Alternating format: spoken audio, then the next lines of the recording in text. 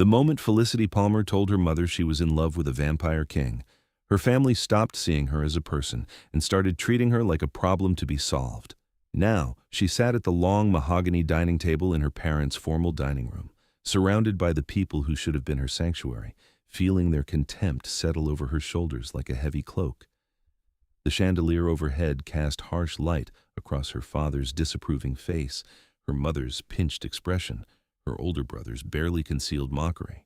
"This has gone on long enough," her father announced, setting down his wine glass with a sharp clink.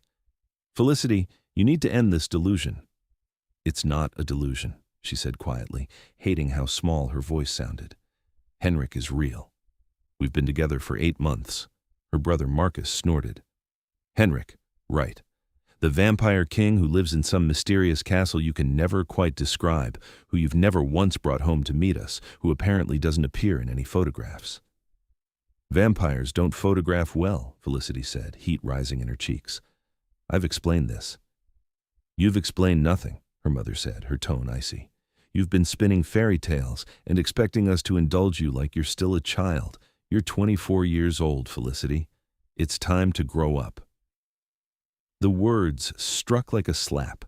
Felicity had spent her whole life trying to please these people, molding herself smaller and quieter to fit their expectations. She'd studied what they wanted her to study, dressed how they wanted her to dress, dated the men they approved of. None of it had ever been enough, and the first time she'd chosen something for herself, chosen someone who saw her as she truly was, they'd dismissed it as fantasy. "I am grown up," she said, trying to keep her voice steady. "That's why I'm choosing my own life." "Your own life," her father repeated, his laugh bitter. "Is that what you call this? Wasting your days mooning over some internet catfish who's convinced you he's royalty?" "He's not enough?" Her father's hand came down on the table hard enough to rattle the china. "We've arranged for you to have dinner with the Whitmore boy next week, Jonathan. He's a lawyer, successful, from a good family. You'll go, you'll be pleasant, and you'll put an end to this nonsense about vampire kings." Felicity felt something crack inside her chest. "I'm not going to dinner with Jonathan Whitmore. I'm in love with Henrik." "You're in love with a fantasy," her mother said sharply. "A man who doesn't exist. It's embarrassing, Felicity. Our friends are starting to ask questions. What are we supposed to tell them? That our daughter believes she's dating vampire royalty?" "You could try believing me," Felicity whispered. Marcus leaned back in his chair, grinning. "Come on, Liz. Even you have to admit how crazy this sounds. A vampire king. What's next? Are you going to tell us you're secretly a werewolf?" Her sister-in-law Jennifer laughed, the sound sharp and cruel. "Maybe she thinks he'll turn her into a vampire princess. Is that it, Felicity? You want to live in a castle and wear a crown?" "That's not what this is about," Felicity said, but her voice was shaking now. "I love him. He loves me. Why can't that be enough for you?" "Because he doesn't exist," her mother snapped. "Good God, Felicity, listen to yourself. You sound delusional. We're worried about you. We think you might need to speak to someone, a professional." "I don't need a therapist. I need my family to trust me." Her father's expression hardened. "We can't trust your judgment when you're clearly not thinking straight. This Henrik, or whatever name this scammer's using, he's taking advantage of you, probably after money." "He's a king," Felicity said desperately. "He has more money than all of us combined." "Convenient," Marcus said. "So he says." The conversation was spiraling, the same circular arguments they'd been having for months. Felicity felt tears prickling at the corners of her eyes and blinked them back furiously. She wouldn't cry in front of them, wouldn't give them the satisfaction of seeing her break. "I invited him tonight," she said suddenly, the words tumbling out before she could stop them. The table went silent. "You what?" her mother said, her voice dangerously quiet. "I invited Henrik to dinner. I told him what time we were eating. I asked him to come to meet all of you so you could see that he's real." Her father's face went red. "You invited a stranger into our home without asking permission?" "He's not a stranger. He's the man I love. And I thought if you just met him, if you could see..." "See what?" Jennifer cut in. "Felicity, he's not coming. He was never going to come. This is exactly what we're talking about. You're living in a fantasy world." "He'll be here," Felicity said, but doubt was starting to creep in now. She'd told Henrik about the dinner 3 days ago, had explained how important it was that her family see him, know that he was real. He'd been quiet for a long moment, then said simply, "I'll be there." But it was already past 7:30. Dinner had started at 7. The first course was finished, the second half eaten on their plates. And Henrik wasn't here. "Well," her mother said, standing to clear the dishes, "I think that settles it." "Wait," Felicity said. "Please, just a little longer." "How much longer, Felicity?" her father asked, and there was something like pity in his voice now, which was somehow worse than the anger. "How long are you going to wait for someone who's never going to show up?" Before she could answer, the doorbell rang. The sound echoed through the house, deep and resonant. No one moved. They all sat frozen, staring at Felicity. "I'll get it," she said, standing so quickly her chair scraped against the floor. "Felicity," her mother started. But she was already moving, her heart hammering against her ribs. It could be anyone, a delivery, a neighbor, someone selling something. But as she reached the front door and pulled it open, she knew before she saw him that it was Henrik. He stood on the doorstep in the spill of porch light, and the sight of him drove the air from her lungs the way it always did. Tall and lean, his posture regal, Henrik Draculest looked like something from another era. His hair fell in white blonde waves past his shoulders, almost luminous in the darkness. His skin was pale as moonlight, his features sharp and aristocratic high cheekbones, a straight nose, a mouth that could be cruel or kind depending on his mood. Tonight he wore black, a long coat over a tailored shirt and trousers, every line of him elegant and precise. But it was his eyes that held her. Dark as midnight, ancient and knowing, they softened when they met hers. "Felicity," he said, and his voice was like smoke and silk. "Forgive my lateness. Court matters ran longer than expected." She wanted to throw herself into his arms, but she was aware of her family watching from the dining room, of the weight of their skepticism pressing down on her. "You came," she whispered. "Of course I came." He reached out, his fingers cool as they brushed her cheek. "You asked me to. Nothing in this world or any other could have kept me away." Behind her she heard footsteps, turned to see her father approaching, his expression thunderous. "Who are you?" he demanded. Henrik's gaze shifted past Felicity, and something in his demeanor changed. Not fear, never fear, but a sharpening, a readiness. He stepped inside without waiting for permission, moving with the kind of fluid grace that marked him as something other than human. The door swung shut behind him. "My name is Henrik Draculest," he said, his voice carrying easily through the entrance hall. "I am the vampire king of the Eastern realms, and I am here because Felicity invited me to meet her family." The silence that followed was deafening. Her father recovered first. "This is absurd. Felicity, who is this man?" "Some actor you hired to—" "I hired no one," Henrik said, and though his voice remained level, there was steel beneath the silk now. "I am exactly who I claim to be, and I am also the man who loves your daughter." "Get out of my house," her father said. "No." The word was soft but absolute. Henrik moved further into the house, and Felicity saw her father actually take a step back. "I will not leave until I have said what I came here to say. You may throw me out afterward if you wish, though I would not advise attempting it." From the dining room, Felicity heard the scrape of chairs as the rest of her family emerged. They gathered in the hallway, staring at Henrik with expressions ranging from shock to disbelief to something that might have been fear. Her mother spoke first, her voice shaking. "This isn't funny, Felicity." "It's not meant to be," Henrik said before Felicity could answer. "I understand you have been mocking your daughter's choice of partner, questioning her judgment, suggesting she is delusional." He tilted his head slightly, and the gesture was predatory. "Perhaps it would be wise to reconsider that position."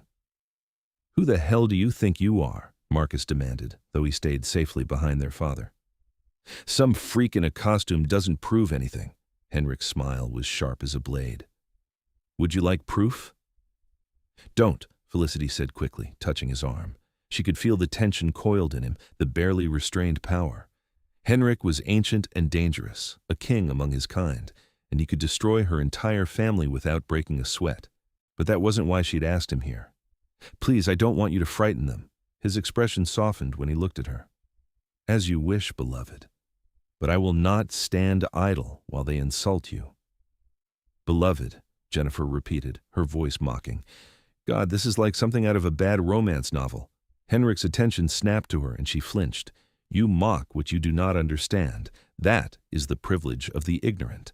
But mock Felicity again in my presence, and you will learn very quickly why my name has been feared for centuries. Are you threatening my family? Felicity's father moved forward, puffing himself up in a display of protective aggression that would have been admirable if it weren't so foolish. I am defending your daughter, Henrik corrected, something you should have been doing all along. The words landed like stones. Felicity saw her father's face go purple, saw her mother's mouth open in protest, but Henrik wasn't finished. I heard what you said to her, he continued, his voice cold now. Before I arrived, I stood outside that window and listened to you tear her down, dismiss her feelings, mock her choices. You called her delusional, embarrassing. You arranged a date with another man as if she were property to be bartered. His eyes flashed dangerously. You treated her like a problem instead of a person, and you did it all in the name of concern. But what you call concern looks remarkably like cruelty from where I stand. How dare you, her mother breathed. You don't know anything about our family. I know Felicity, Henrik said. I know she is brilliant and kind and stronger than you have ever given her credit for. I know she has spent her entire life trying to earn your approval, bending herself into shapes that don't fit, sacrificing her own happiness for your comfort. And I know that the moment she chose something for herself, you tried to take it away from her. Felicity felt tears spilling down her cheeks now, but they weren't tears of shame or hurt. They were something else entirely. Relief, maybe, or recognition. Henrik was saying all the things she'd never been able to articulate, giving voice to the pain she'd carried for so long. You're twisting things, her father said. We want what's best for her. No, Henrik said flatly. You want what's comfortable for you. There is a difference. And what do you want? Marcus challenged. What does a vampire king want with our sister? Henrik turned to look at Felicity then, and the expression on his face made her heart stutter. There was such tenderness there, such fierce devotion, that it felt almost indecent to witness it in front of her family. I want her happiness, he said simply. I want her safety. I want her to know what it feels like to be truly seen and valued, not for what she can do for others, but for who she is. I want to give her a life where she never has to make herself small to fit into someone else's vision of what she should be. By turning her into a vampire, her mother demanded, by taking her away from everything she knows? If that is what she chooses, Henrik said, but the choice will always be hers. I would never force her into anything, unlike some people in this room. The barb struck home. Felicity saw her mother flinch, saw her father's jaw clench. This is insane, Marcus said. You can't seriously expect us to believe you're a vampire. That's not real. Vampires aren't real. Henrik sighed, the sound weary and ancient. He glanced at Felicity, a question in his eyes. She nodded slightly. In a movement too fast for human eyes to track, Henrik crossed the hallway and was suddenly standing directly in front of Marcus. Her brother yelped and stumbled backward, but Henrik caught him by the shoulder, holding him in place with casual strength. I am very real, Henrik said softly. As are my kind. We have walked this earth for millennia, built kingdoms in the shadows, shaped history in ways you could never imagine. We are predators, Marcus, apex predators. And your sister has chosen to love one of us despite every reason to be afraid. He released Marcus, who scrambled away, his face white. Henrik stepped back, smoothing his coat with careful precision. I could show you more, he said, addressing the whole family now. I could demonstrate my speed, my strength. I could let you see my true nature, fangs and hunger, and all the things that make your kind recoil. But Felicity asked me not to frighten you, and I respect her wishes. So instead, I will simply tell you this. I am the vampire king of the Eastern realms. I have lived for over 800 years. I command the loyalty of thousands of my kind across this continent and beyond. I am powerful and wealthy and feared. He paused, letting the words sink in. And yet I count myself fortunate beyond measure that Felicity Palmer chose to give me her time, her attention, her affection. She is worth more than any crown or kingdom. And if you cannot see that, then you are fools. The dining room was utterly silent. Felicity could hear her own breathing, loud in her ears. could feel the weight of her family's stares, their confusion and fear and stubborn disbelief. Her father cleared his throat. Even if what you're saying is true, and I'm not saying it is, you have to understand how this looks from our perspective. Our daughter comes home talking about a vampire king. No evidence, no proof, just stories. What were we supposed to think? You were supposed to trust her, Henrik said, to believe that she is capable of making her own decisions, of navigating her own life, to ask questions instead of passing judgment, to meet her with curiosity instead of contempt. We were trying to protect her, her mother said, but her voice was uncertain now. From what? Henrik asked. From happiness? From love? From a life that doesn't fit your narrow expectations? He shook his head. You were not protecting her. You were trying to control her. And there's a world of difference between those two things. Felicity found her voice at last. I know this is hard to understand, she said, stepping closer to Henrik. His hand found hers immediately, their fingers lacing together. I know it seems impossible, but Henrik is real, and what we have is real, and I need you to accept that. I need you to respect my choices, even if you don't understand them. Respect your choices? Her father repeated. Felicity, you're talking about being with a vampire. Have you thought about what that means? The danger? The consequences? Every day, she said, and I choose him anyway, just like he chooses me. She is safer with me than she has ever been, Henrik added. I would destroy anyone who tried to harm her. I would burn the world to ash before I let anything touch her. That's not comforting, Marcus muttered. It's not meant to be, Henrik replied. It's meant to be true. Jennifer spoke up, her voice smaller than before. What if we can't accept this? What if we think this is a mistake? Henrik's expression hardened. Then you will lose your daughter. Not because I will take her from you, but because she will choose to leave. Because she will realize, as I hope she is beginning to realize, that she deserves better than people who love her conditionally. That's not fair, her mother protested. We love Felicity. Do you? Henrik asked. Because from where I stand, it looks like you love the version of Felicity that obeys you. The one who doesn't make waves, who doesn't challenge your authority, who accepts your decisions without question. But the real Felicity, the woman who is brave enough to love a vampire king, who is strong enough to stand her ground against her entire family, who knows her own mind and heart, that Felicity you seem to find deeply inconvenient. The words hung in the air like smoke. Felicity felt something shifting inside her, some fundamental understanding of her own worth clicking into place. Henrik was right. She'd spent so long trying to be the daughter they wanted that she'd almost forgotten who she actually was. I'm not going to dinner with Jonathan Whitmore, she said clearly. I'm not going to end things with Henrik. And if you can't accept that, if you can't respect my choices and treat me like an adult, then I think I need some distance from this family. Her mother made a sound of distress. Felicity, don't be dramatic. I'm not being dramatic, Felicity said. I'm being clear. I love you all. But I love myself too, and I won't keep setting myself on fire to keep you warm. That's beautiful, Henrik murmured. Did you just think of that? I read it on the internet, she admitted, and felt a bubble of slightly hysterical laughter rise in her chest. His smile was warm, genuine, transforming his face from regal to radiant. Still beautiful. Her father was watching them, really watching, and Felicity saw something shift in his expression. Not acceptance, not yet, but perhaps the beginning of understanding. If you hurt her, he said to Henrik, I don't care what you are or how powerful you claim to be. I will find a way to make you pay. Henrik inclined his head, the gesture respectful. If I hurt her, I would welcome your vengeance, but I have no intention of causing Felicity pain. Not now, not ever. We'll see, her father said.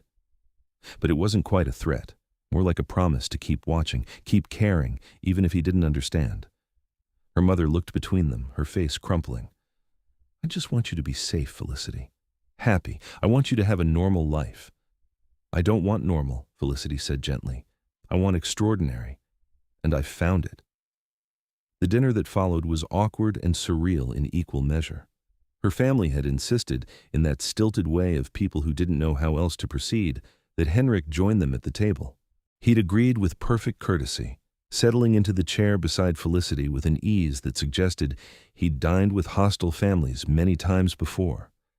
Probably because he had. He was 800 years old.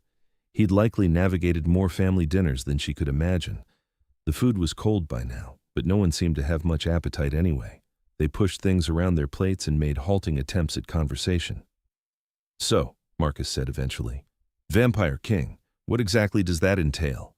Henrik dabbed at his mouth with his napkin, a gesture so human and normal it was almost jarring. "I govern the vampire population of the Eastern Realms, settle disputes, maintain order, enforce our laws, ensure our kind remains hidden from the broader human population." "You have laws?" Jennifer asked. "Extensive ones. We are not the mindless monsters of your stories. We have culture, history, codes of honor. We have existed alongside humanity for millennia. We simply prefer to do so unseen." "Why?" Marcus leaned forward, curiosity overcoming his earlier hostility. "Why stay hidden?" "Because humans fear what they do not understand," Henrik said. "And fear makes people dangerous. It's safer for both our kinds if we remain separate but peaceful." "Do you drink blood?" her mother asked, then immediately looked like she regretted the question. "Yes." Henrik's answer was matter of fact. "Though not in the way you're imagining. We have sources, willing donors who are compensated and cared for. I have not killed a human for sustenance in over 6 centuries. "Over 6 centuries," her father repeated slowly. "But you have killed." Henrik's gaze was steady. "I have. In war, in defense, in the enforcement of our laws. I am not human, Mr. Palmer. I do not pretend to share your morality. But I am not cruel, and I'm not careless with life. Not anymore." "How reassuring," Marcus said dryly. "It should be," Henrik replied, "because it means when I tell you I would never harm Felicity, I'm speaking from centuries of experience in choosing not to harm." Felicity squeezed his hand under the table. He glanced at her, and the softness in his expression made her heart ache. "How did you two meet?" Jennifer asked. The question sounded almost normal, the kind of thing you'd ask any new couple. Felicity smiled at the memory. "The museum. I was doing research for my thesis on medieval European art, and Henrik was there looking at a particular tapestry. We started talking, and I mentioned I was trying to figure out who commissioned it. He told me he remembered when it was made." "You thought I was joking," Henrik said. "I absolutely thought you were joking. I laughed and you looked so offended." "I was offended. I hate being doubted when I'm telling the truth." "So you decided to prove yourself by taking me to dinner and spending 3 hours telling me stories about 15th century Hungary that I absolutely could not verify." "But you believed me anyway." His thumb traced circles on the back of her hand. "Not at first. I thought you were a very committed history nerd. It took you actually showing me your fangs for me to accept it." "You screamed," Henrik recalled, amusement coloring his voice. "I did not scream. I gasped loudly." "You screamed." "Fine, I screamed a little." They were grinning at each other, lost for a moment in the shared memory. When Felicity looked back at the table, she found her family watching them with varying expressions. Her mother looked troubled, her father thoughtful, Marcus confused, but Jennifer was almost smiling. "You really love him," Jennifer said quietly. "I really do," Felicity confirmed. "Even though he's a vampire, even though he's 800 years old, even though this is completely insane." "Especially because of those things," Felicity said.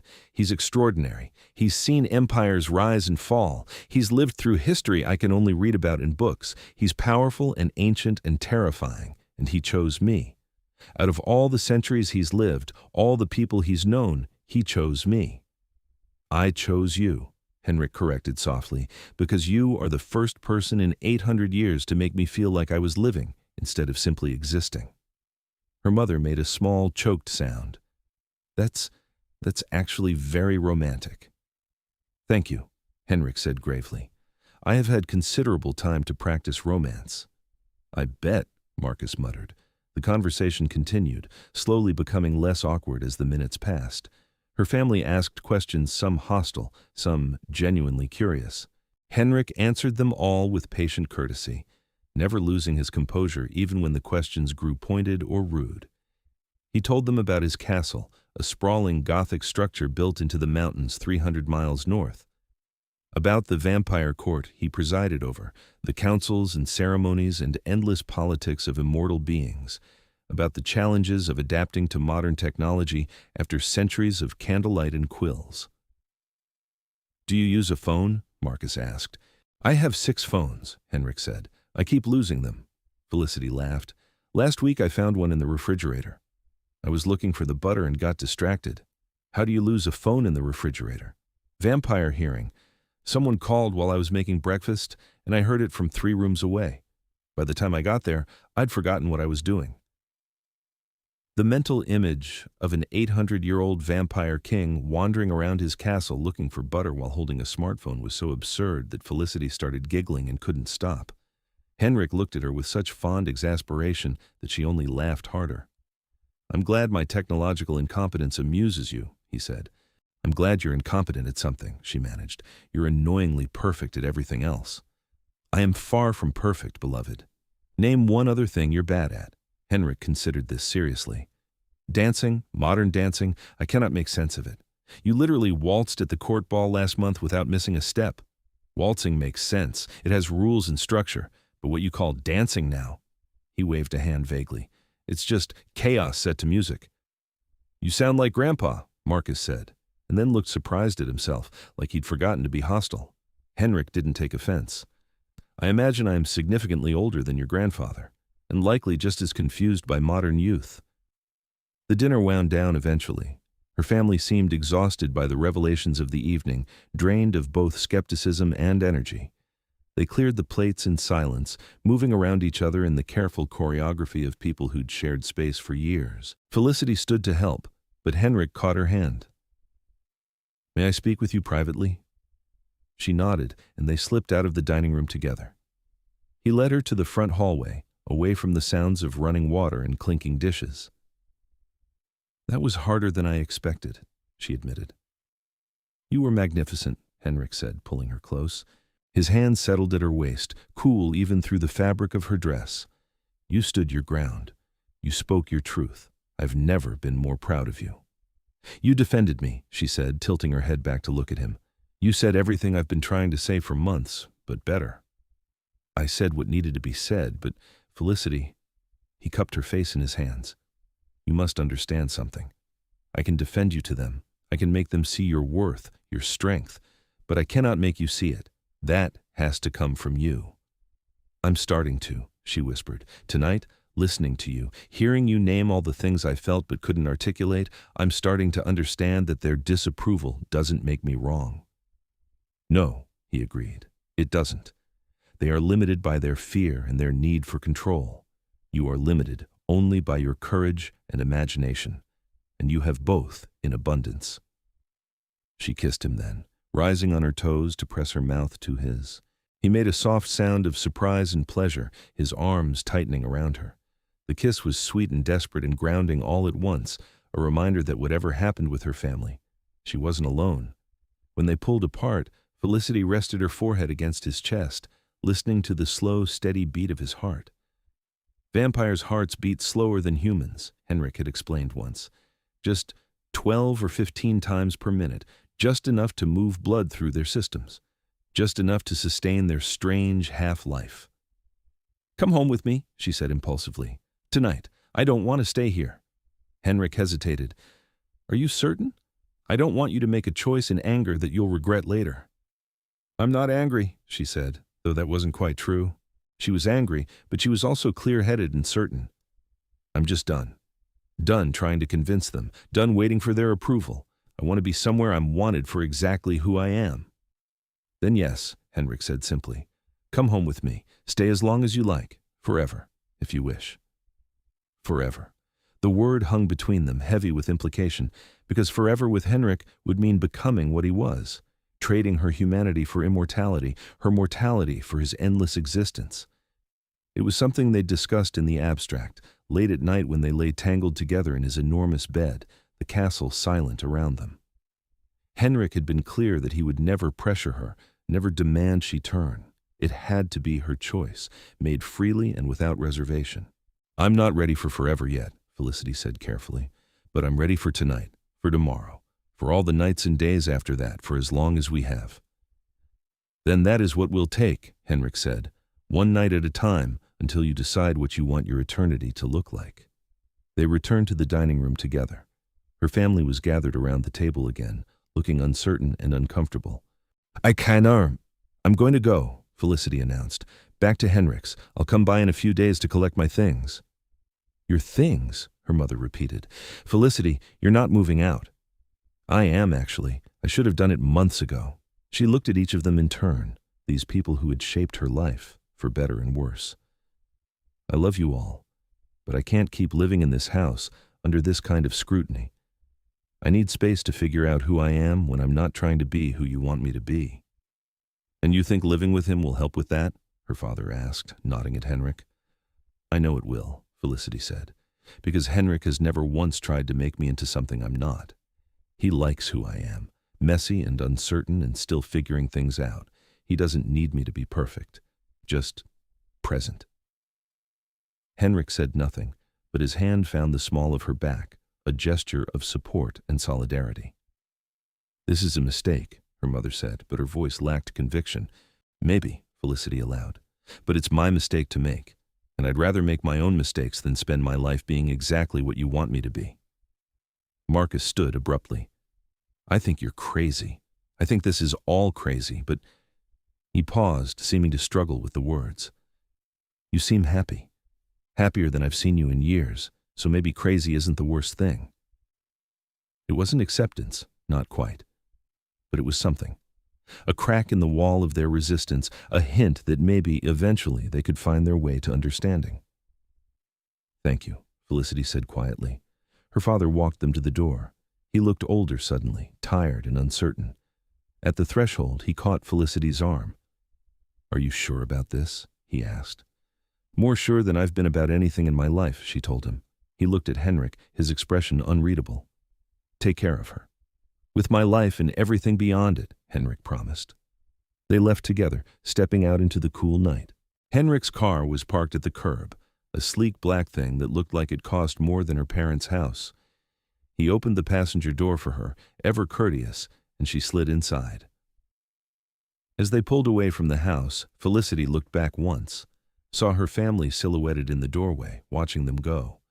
She felt a pang of something sadness, maybe, or loss, but underneath it was a current of something stronger, relief, liberation, the bone-deep certainty that she was choosing right, even if it was hard.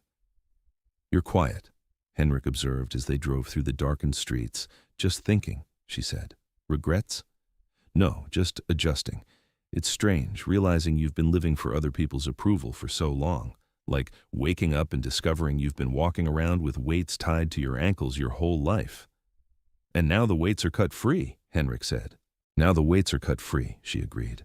I feel lighter, but also scared, like I might drift away without them to anchor me. Henrik's hand found hers across the console. Then I will be your anchor, not to hold you down, but to keep you tethered when you need steadiness, and when you need to fly, I will let the line go slack and watch you soar. She smiled, fierce and bright. Did you just make that up, or is it from something?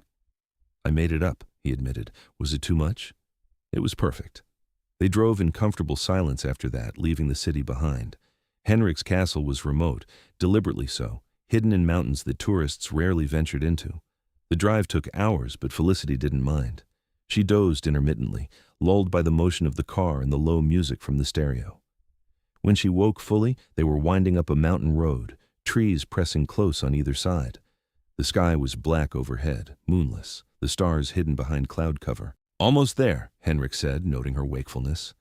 The castle appeared suddenly as they crested a rise, a massive silhouette against the dark sky. It was all Gothic spires and crenellated towers, windows glowing with warm light. It should have looked forbidding, a vampire's lair from a horror film. Instead, it looked like home. Henrik parked in the courtyard and came around to open her door. Felicity stepped out into the cool mountain air, breathing deep. It smelled like pine and stone, and the faint metallic tang that always seemed to linger around Henrik's home. Blood, probably, though she tried not to think about it too hard. Welcome back, beloved, Henrik said, offering his arm. She took it, leaning into his side as they climbed the steps to the main entrance. The doors swung open before they reached them, pulled by a woman with white hair and crimson eyes who smiled when she saw Felicity. Miss Palmer, she said warmly. His Majesty said you might be joining him. I've had rooms prepared. Thank you, Isolde, Felicity said. She'd met Henrik's housekeeper before, had learned quickly that the castle staff were all vampires, all loyal to Henrik beyond question or reason. Inside, the castle was warm and welcoming, a contrast to its forbidding exterior. Henrik had decorated in a style that blended old and new medieval tapestries hung beside modern art. Ancient furniture sat on heated floors. It shouldn't have worked, but somehow it did. He led her through familiar hallways to the suite of rooms she'd stayed in before. Someone had already turned down the bed, left fresh flowers on the nightstand, laid out a silk nightgown. I should shower, Felicity said, suddenly aware of how drained she felt. Take your time, Henrik said. I have some matters to attend to, but I'll return shortly. Will you be all right alone? I'm in a castle full of vampires who all answer to you, she pointed out. I'm probably the safest person on the planet right now. He smiled at that, kissed her forehead, and slipped away. Felicity showered in the enormous marble bathroom, letting the hot water sluice away the tension of the evening. When she emerged, wrapped in a towel, she found the nightgown and slipped it on. It was absurdly luxurious, the kind of thing she'd never buy for herself. She was sitting on the bed, combing through her wet hair, when Henrik returned. He'd changed as well, traded his formal clothes for soft black trousers and a loose shirt. He looked younger like this, less regal and more approachable. How are you feeling? He asked, settling beside her. Tired. Relieved. Sad. Happy. All at once. That seems reasonable, given the circumstances. She set down the comb and turned to face him fully. Thank you for tonight. For coming. For defending me. For saying all the things I needed to hear. You don't have to thank me for loving you, Felicity. I know, but I want to anyway. She took his hand, studied his long fingers, the pale skin that was cool but never cold. You could have intimidated them, terrified them into accepting us, but you didn't. That would have been easy, Henrik said, and ultimately useless. I don't want your family's fear. I want their respect for your sake, and even if they never give it, I wanted you to see that their opinion doesn't define your worth. I did see that, she said. I am seeing it. It's hard to unlearn a lifetime of seeking their approval, but I'm trying. That's all anyone can do, try, and then try again. He brushed a strand of wet hair from her face. You were very brave tonight. I was terrified. Bravery and terror are not mutually exclusive. In fact, they rarely are. She kissed him then, soft and searching. He responded carefully, always letting her set the pace. Felicity knew he could overwhelm her easily if he chose, that his strength and experience so far outstripped hers that it was laughable. But Henrik never used that advantage. He was always gentle, always attentive, always ensuring she wanted what was happening. Stay with me tonight, she whispered against his mouth. I plan to, he said, unless you'd prefer to sleep alone. Never alone, not anymore. They settled into the bed together, Henrik pulling her back against his chest, his arm secure around her waist. Felicity closed her eyes and let herself relax fully for the first time all night. Henrik? She murmured, half asleep already.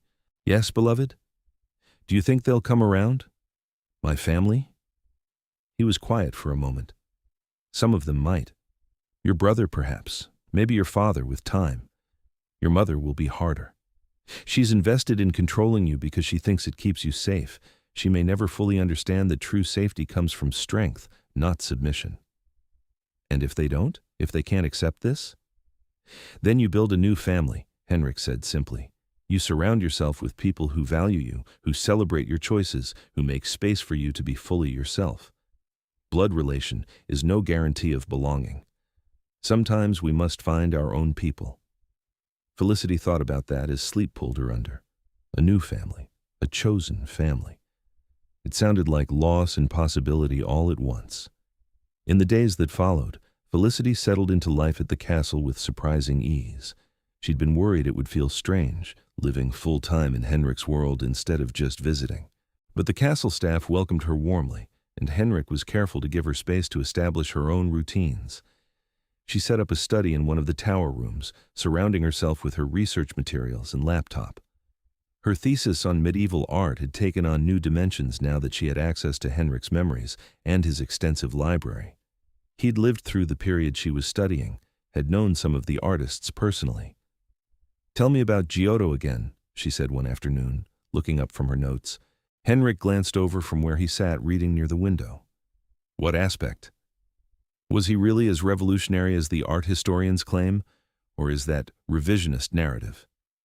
"He was brilliant," Henrik said. "Difficult, temperamental, absolutely convinced of his own genius. But yes, revolutionary.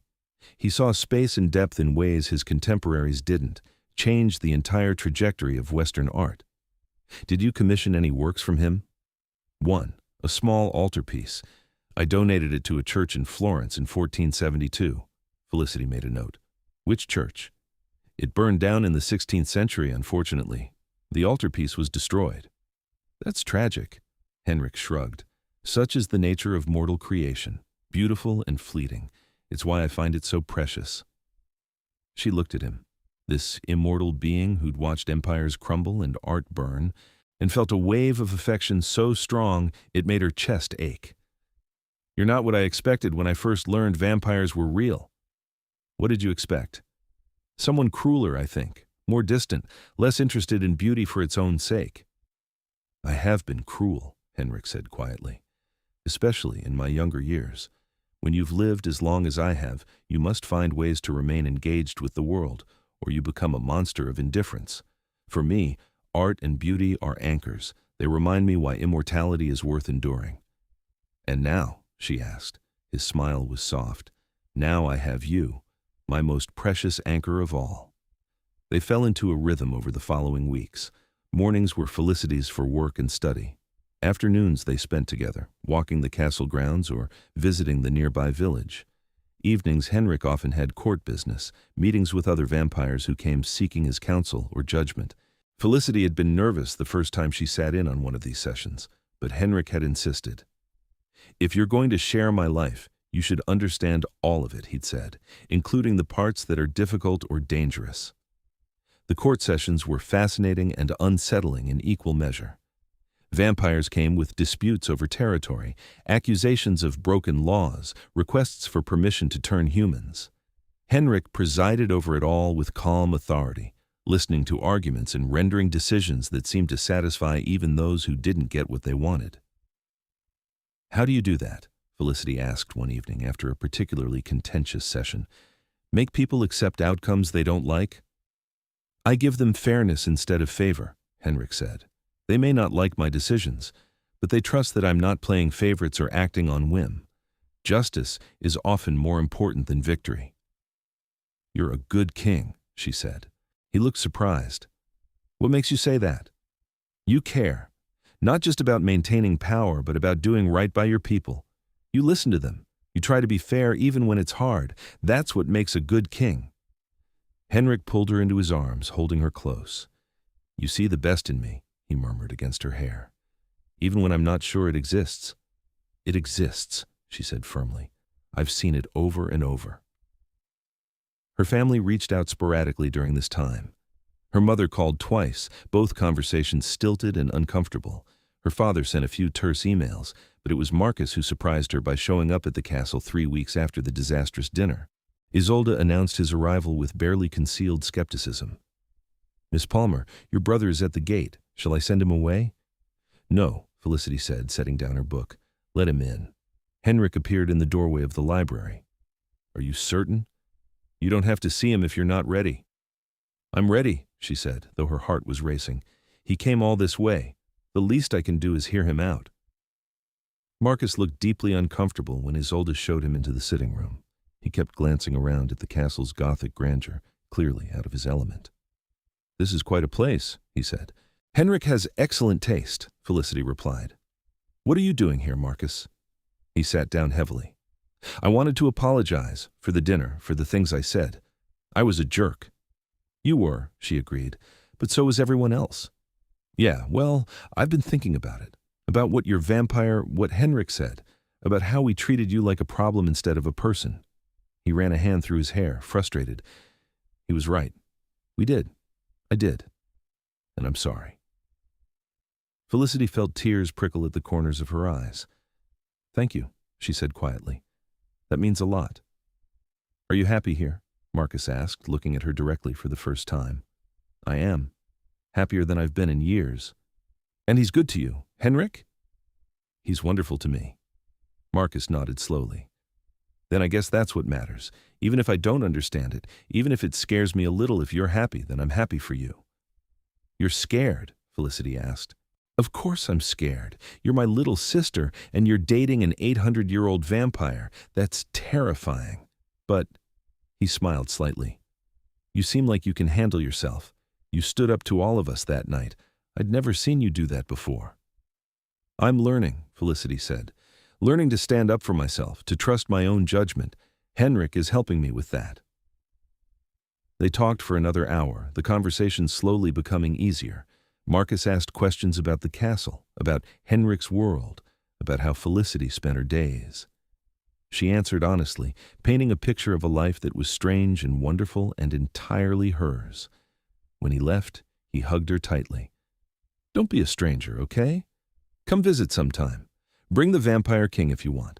I promise to be less of an ass." "I'll hold you to that," Felicity said, laughing. Henrik had stayed away during the visit, giving her privacy to speak with her brother. But when Marcus left, he appeared as if summoned. "How did it go?" he asked. "Better than expected." He apologized. Said if I was happy, he was happy for me. "That's good," Henrik said. "That's a beginning." "It is," Felicity agreed.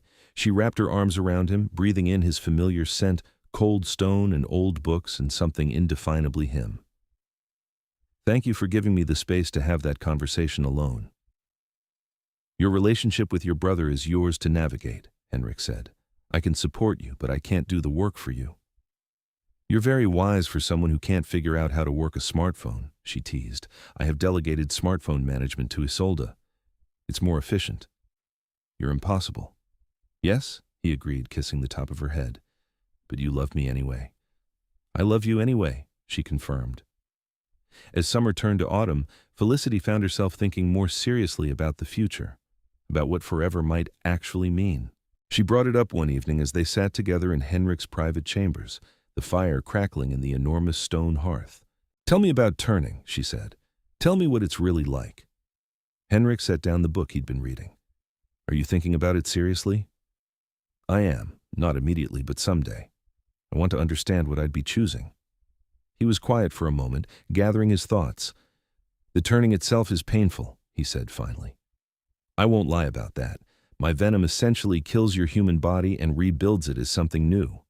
The process takes 3 days. For much of that time, you'll be in agony as your body transforms." Felicity swallowed hard. "And after?"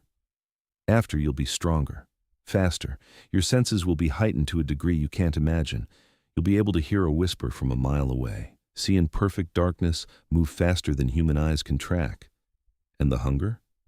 "The hunger is manageable, but constant, especially in the first years. You'll need to feed regularly. But you won't have to kill. There are ethical ways to sustain yourself." "What else?" she asked. "What don't people talk about?" Henrik considered this. "You'll lose some things. The ability to digest human food, though you can still taste it. The way sunlight feels on your skin. The comfort of aging alongside people you love. You'll watch human friends grow old and die while you remain unchanged. That's the hardest part, I think. The loneliness of immortality." "But you wouldn't be lonely," Felicity said. "You'd have me." "I would," he agreed. "And you'd have me. For as long as forever lasts." She moved closer to him on the sofa. "I'm not ready yet, but I think someday. When I've lived more of my human life, accomplished some of the things I want to accomplish, then I think I'd like to choose forever with you." Henrik's expression was tender and fierce all at once. "Whenever you're ready. I'll be here, a year from now, 10 years, 50. I'll wait as long as you need." 50 years is a long time," she said. "It's barely a heartbeat to me," he replied. "I've waited centuries for you, Felicity Palmer.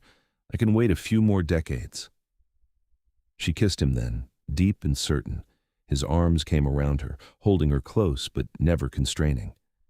When they finally pulled apart, Felicity rested her head on his shoulder. Tell me about the future, she said. What do you want it to look like? I want you to be happy, Henrik said simply. Everything else is negotiable. That's not an answer. It's the only answer that matters.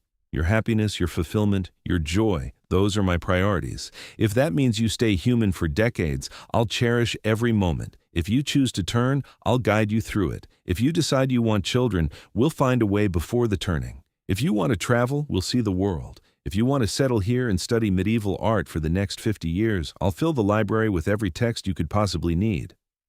Children, Felicity repeated. Can vampires have children? Not after turning, no, but before, if you wanted a family, we could arrange it. There are ways. She hadn't thought about children in years, too focused on her career and then on surviving her family's expectations. But the idea sparked something in her now. The possibility of building a life entirely on her own terms, with someone who would support whatever she chose. I don't know if I want children, she admitted, but I like that it's an option, that you're not making that decision for me. I would never, Henrik said. Your body, your choice, always. They sat together in comfortable silence, watching the fire burn low. Outside, the wind howled through the mountains, but inside they were warm and safe and exactly where they belonged. The months that followed were perhaps the happiest of Felicity's life. She finished her thesis, presenting it to her academic committee via video call from the castle library. They were impressed by her work, fascinated by the insights she'd gained through extensive primary source consultation. If only they knew her primary sources included an 800-year-old vampire who'd been there. Her relationship with her family remained complicated, but improving. Marcus visited monthly, growing more comfortable with Henrik each time. Her father had dinner with them once, awkward but earnest in his attempts to understand. Her mother still called rarely and seemed unable to fully accept Felicity's choices, but she'd stopped openly criticizing them. Some relationships can't be saved, Henrik had said when Felicity expressed sadness over her mother's continued distance. You can love someone and still need to keep them at arm's length for your own well-being. There's no shame in that. Winter arrived, blanketing the mountains in snow. The castle became a wonderland of ice and stone, beautiful and remote. Felicity spent her days writing articles for academic journals, consulting with historians, and building a career that was entirely her own. She also spent time with the other vampires at court, learning their stories and customs.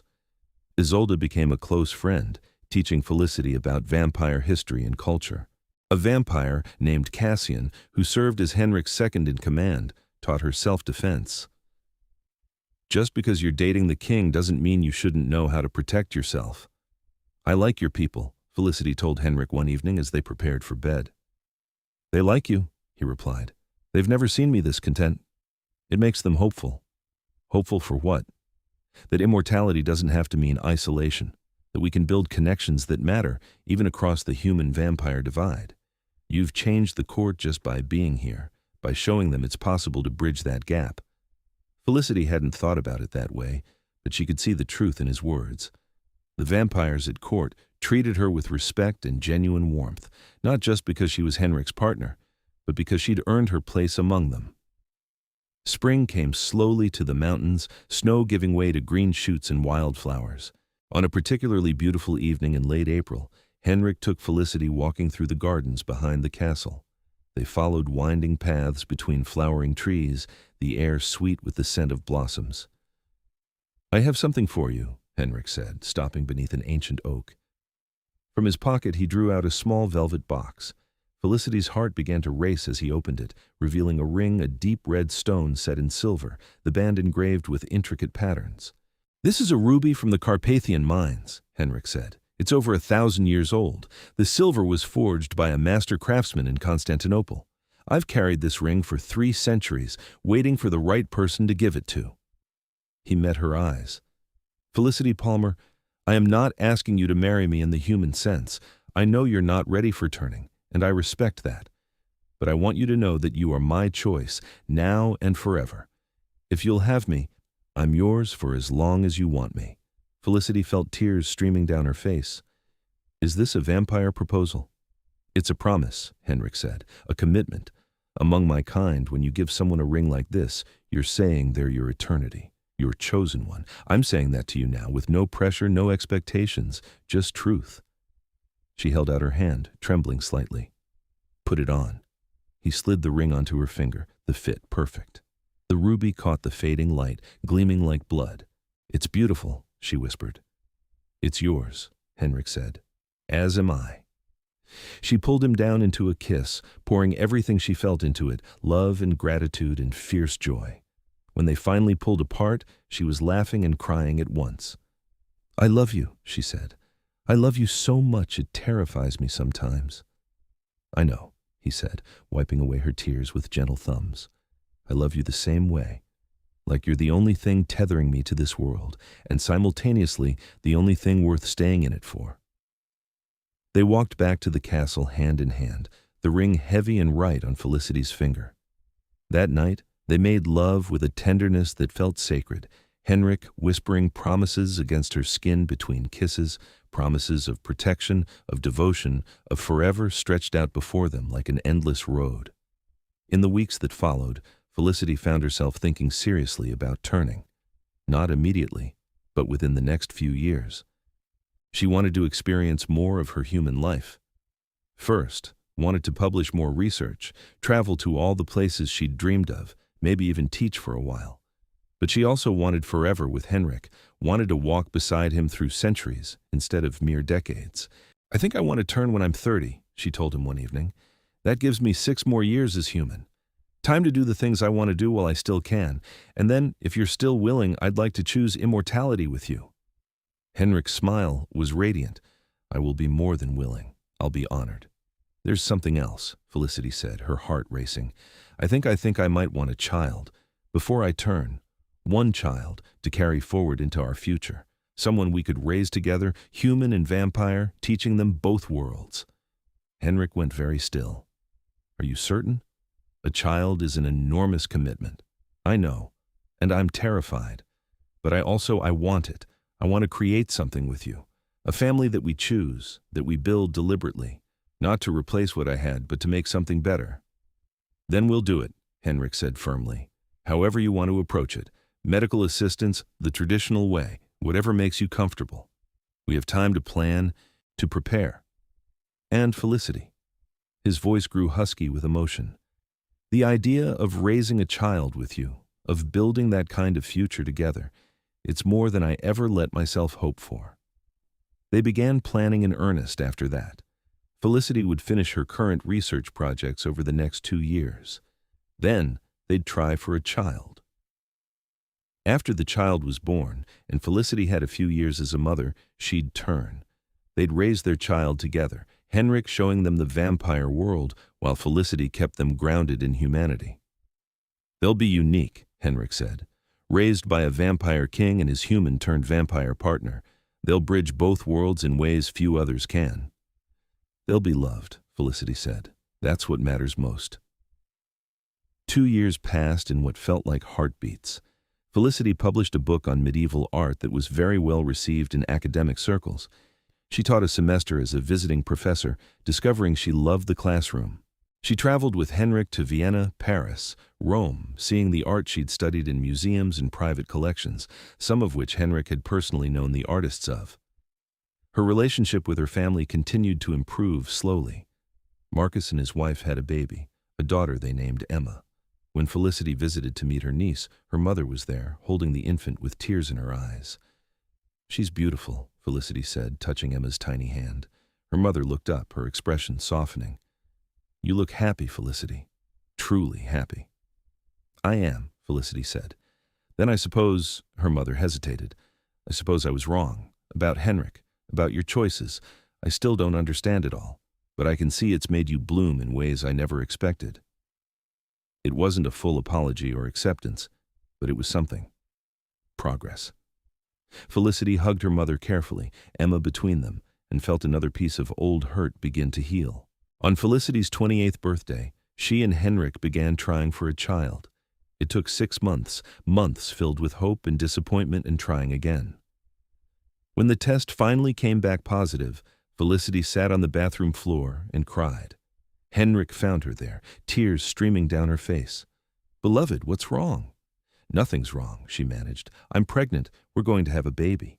His expression transformed, joy and wonder, and something like fear all mixing together. He dropped to his knees beside her, pulling her into his arms. "A child," he whispered. "Our child." "Are you happy?" Felicity asked. "I'm terrified," he admitted, "and more happy than I have words for. I haven't been around an infant in God centuries. I don't know if I remember how." "We'll figure it out together," Felicity said. "That's what we do." The pregnancy was uncomplicated but strange. Vampire doctors monitored her carefully, apparently. Pregnancies involving vampire fathers required special attention, though Henrik assured her it wasn't dangerous. The baby would be fully human, but potentially long-lived, potentially with unusual gifts. "Our bloodlines are powerful," he explained. "The child may have enhanced intuition, perhaps minor psychic abilities. Nothing that would make them obviously other, but enough to make them special." Felicity's belly grew through summer and into fall. She worked until she couldn't anymore, then spent her days preparing the nursery in the castle's east tower. Henrik was attentive to the point of being overprotective, constantly checking on her, bringing her anything she might need. "I've survived 8 months of pregnancy," she said when he brought her tea for the 3rd time in an hour. "I think I can handle the last few weeks." "Indulge me," he said. "You're carrying the most precious thing I've ever had a hand in creating. I'm allowed to fuss." In early November, Felicity went into labor. It was long and exhausting and painful, but Henrik stayed with her through all of it, letting her squeeze his hand hard enough to break bones that healed immediately. When their daughter finally arrived, tiny and screaming and perfect, Felicity held her and felt her entire world shift on its axis. "Hello, Margot," she whispered, tracing the baby's tiny features. They'd chosen the name months ago, Margot Pearl Draculesht, the middle name honoring Felicity's grandmother. Henrik looked at his daughter with an expression of such profound awe that Felicity's heart ached. "She's perfect," he breathed. "Felicity, she's absolutely perfect." "Want to hold her?" Felicity asked. He took Margot with the careful reverence of someone handling something infinitely breakable. The baby settled in his arms, her crying quieting, and Henrik made a sound that might have been a laugh or a sob. "Hello, little one," he said softly. "I'm your father. I've waited 800 years to meet you." Motherhood transformed Felicity in ways she hadn't anticipated. The fierce protectiveness, the overwhelming love, the sheer terror of being responsible for another life, it was all consuming and wonderful and exhausting. Henrik was a devoted father, learning quickly despite his fears. He walked the castle halls at night with Margot when she wouldn't sleep, sang her lullabies in languages that had been dead for centuries, taught her to recognize his face and voice. The vampire court adored her. Isolde became a sort of aunt, Cassian a protective uncle. They all took turns holding her, playing with her, marveling at this tiny human life that represented Henrik's future. "She's going to be remarkable," Isolde said one afternoon, watching Margot grab at Henrik's hair. "You can see the intelligence in her eyes already." Felicity's family visited when Margot was 2 months old. Even her mother softened when she held her granddaughter, cooing and gentle in ways Felicity hadn't seen in years. "She looks like you," her mother said. "She has your eyes." "And Henrik's stubbornness," Felicity said, smiling. Her mother looked at Henrik, who was hovering nearby in case the baby needed him. "You're good with her." "I try," Henrik said simply. "He's wonderful with her," Felicity corrected. "He's a natural." The months passed in a blur of sleepless nights and tiny milestones. Margot's first smile, her first laugh, the first time she reached for Felicity deliberately. Henrik documented everything with the kind of obsessive detail that came from knowing how fast time could pass. On Felicity's 30th birthday, she woke early and watched her daughter sleep in the crib beside the bed. Margot was 18 months old now, walking and babbling and starting to develop a personality that was entirely her own. She was curious and fearless, traits Felicity suspected came from Henrik. "Are you ready?" Henrik asked quietly from the doorway. Felicity looked at him, this vampire king who'd given her everything love and support and the space to become who she was meant to be. "I'm ready," she said. They'd planned this carefully. Margot would stay with Isolde during the 3 days of turning. Felicity had weaned her months ago in preparation. Everything was in place. "Last chance to change your mind," Henrik said, sitting beside her on the bed. "I'm not changing my mind," Felicity said firmly. "I want this. I want forever with you and Margot. I want to be strong enough to protect her, to watch her grow up and have her own children and build her own life. I want to walk through centuries at your side. I'm ready." Henrik pulled her close, kissing her with desperate tenderness. "I'll make it as easy as I can. I'll stay with you the entire time. You won't be alone." "I know," she said. "I trust you completely." They went to a prepared chamber deep in the castle, a room designed specifically for turnings. It was comfortable but secure, with reinforced doors and no windows. Henrik had explained that she'd need to be contained during the transformation, that the pain might make her unpredictable. "Lie down," he said gently, guiding her to the bed. Felicity settled onto the soft mattress, her heart racing. "I love you," she said. "I love you," Henrik replied. "So much. This will hurt, and I'm sorry for that. But when it's over, we'll have forever." "Forever," she repeated, and reached for his hand. His fangs descended, the sharp points glinting in the low light. Felicity closed her eyes as he bent over her, felt the cool press of his mouth against her throat. Then, sharp pain as his fangs pierced skin, and the burning began. It was like fire in her veins, spreading from the bite site through her entire body. Felicity screamed, couldn't help it, and Henrik held her through it, whispering words she couldn't quite hear over the roaring in her ears. The pain built and built until she was certain she'd die from it. Her body convulsed, fighting the venom even as it worked its transformation. She lost time, lost awareness of everything except the agony and Henrik's steady presence beside her. 3 days passed in a haze of pain and fever dreams. She saw her whole life replay: childhood, adolescence, meeting Henrik, falling in love, Margot's birth. Saw possible futures spooling out before her, endless and vast.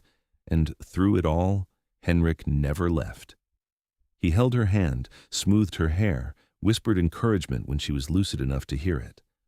On the 3rd day, the pain began to recede. Felicity surfaced slowly, becoming aware of her body in ways she'd never experienced before. She could hear everything: Henrik's slow heartbeat, the wind outside, conversations happening in distant parts of the castle, could smell stone and old wood and the lingering scent of her own human blood. When she opened her eyes, the room was perfectly clear despite the dim light.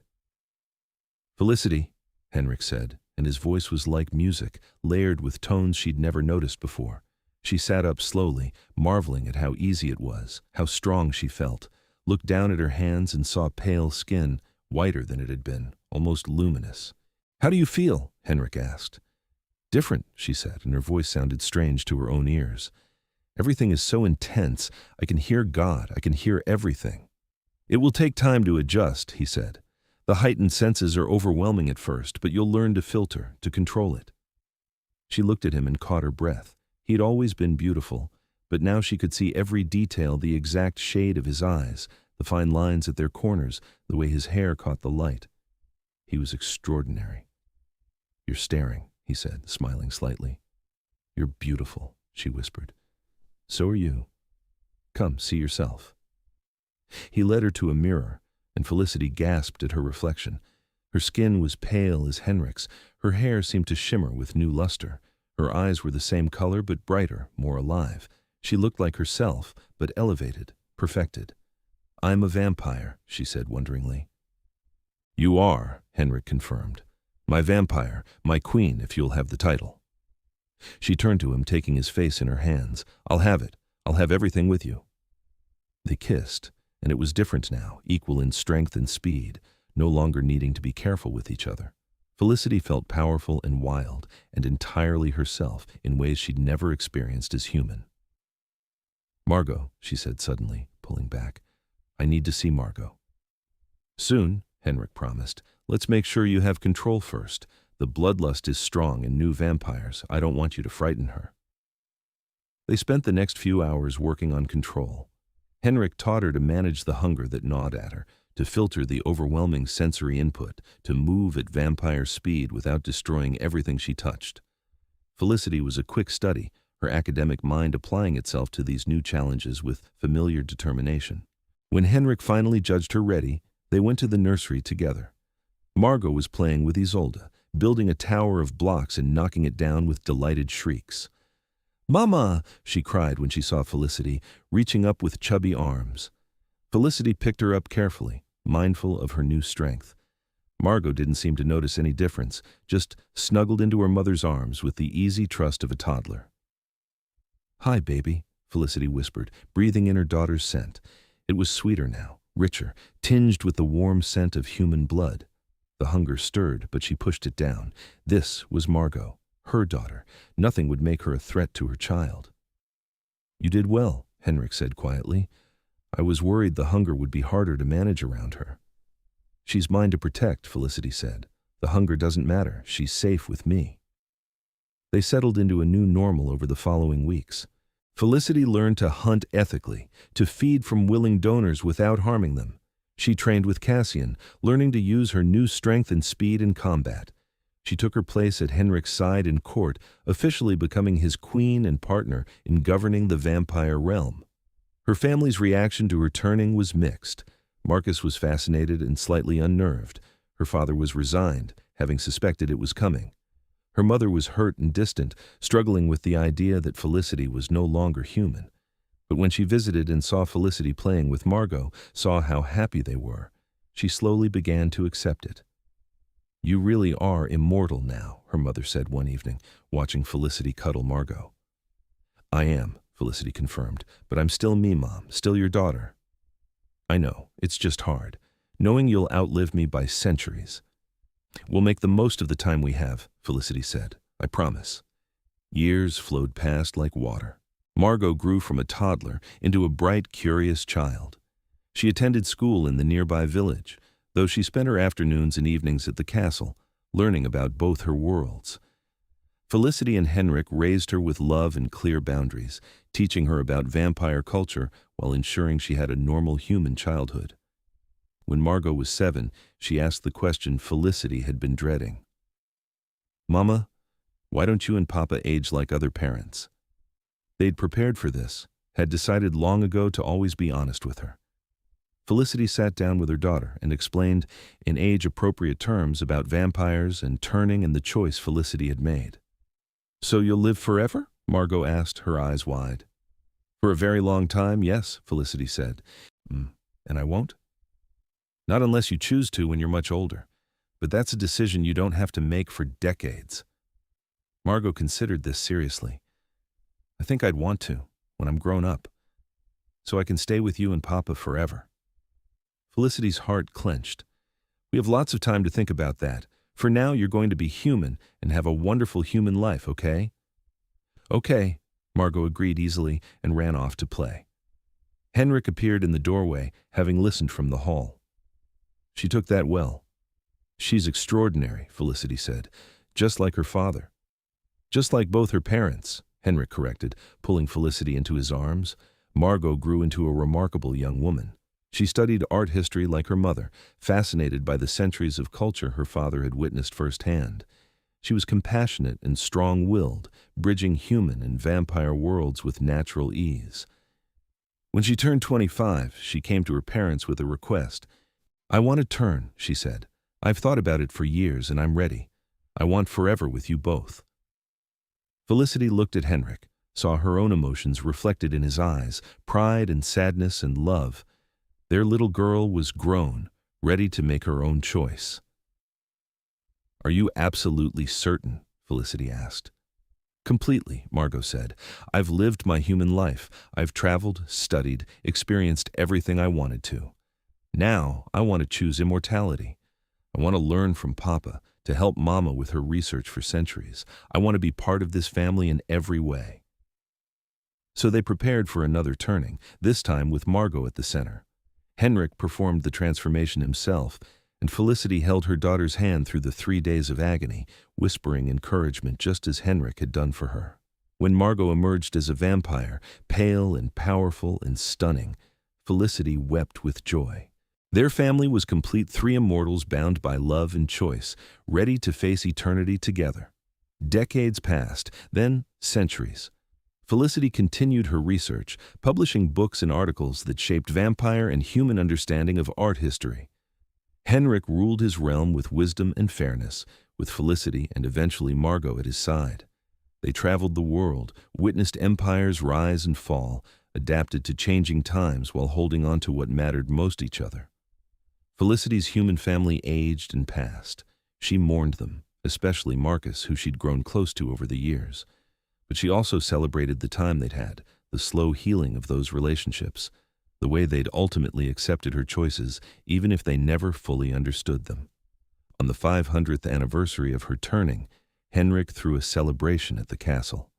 Vampires came from across the world to honor their queen and king.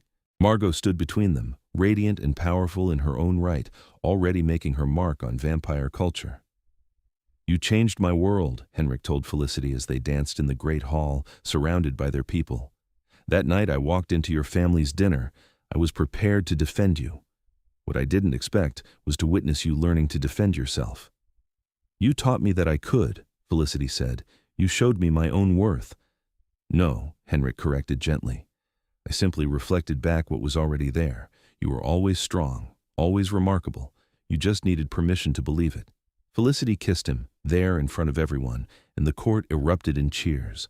When they pulled apart, she looked around at the life they'd built, the castle full of vampires who respected her, the daughter they'd raised together, the centuries stretching ahead. "I love you," she told Henrik, "for this life, and all the lives to come."